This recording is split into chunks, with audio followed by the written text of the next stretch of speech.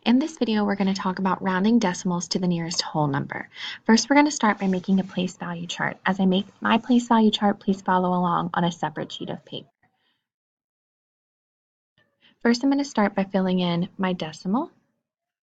To the left are my whole numbers, so ones, tens. To the right are the tenths, hundredths, thousandths. Tenths is T, T, H, hundredths, H, T, H, and thousandths, T, H, T, H. Draw my lines. Remember that the decimal gets its own space as well. Over here, I'm going to write the number that we're first going to use. 3.926. I'm going to put this number in my place value chart, starting first with the decimal. To the left is a 3, 9, 2, 6. First, I just want to make sure I can say this number. 3 and 926 go up for the last name, thousand. So altogether, 3 and 926 thousandths.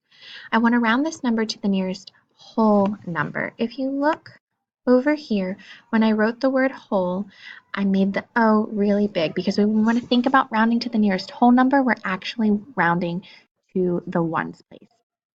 So to round decimals, I use the same strategy as when I'm rounding whole numbers. Rounding to the nearest whole number, I'm rounding to the ones place. I come to the ones place, I want to circle this number and the number to the right. My number is 39. 39 is in between 30 and 40.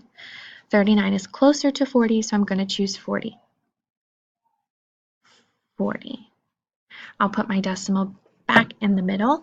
Everything to the right becomes a 0. So 3 and 926 thousandths rounded to the nearest whole number would round to 4. Remember that with a decimal, zeros at the very end we can erase or ignore. So we can actually get rid of all of these zeros because they're at the very end. I'll rewrite my answer over here as just 4. On your place value chart, let's go ahead and put in the next number. So again, we'll start by writing the decimal. To the left is a 6, and then after the decimal, 3, 1. To say this number, we would say 6 and 31 hundredths. Again, we want to round to the nearest whole number. Remember that O is really big because it tells us we're rounding to the ones place. The digit in the ones place is a 6, so I'm going to circle the 6 and its number to the right. I've circled 63. 63 is in between 60 and 70. 63 is closest to 60. When I write 60, I want to make sure I put the 6 here and the 0 here. Add my decimal. Everything to the right becomes a 0.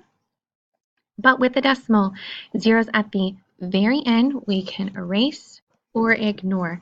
This leaves my answer as just 6.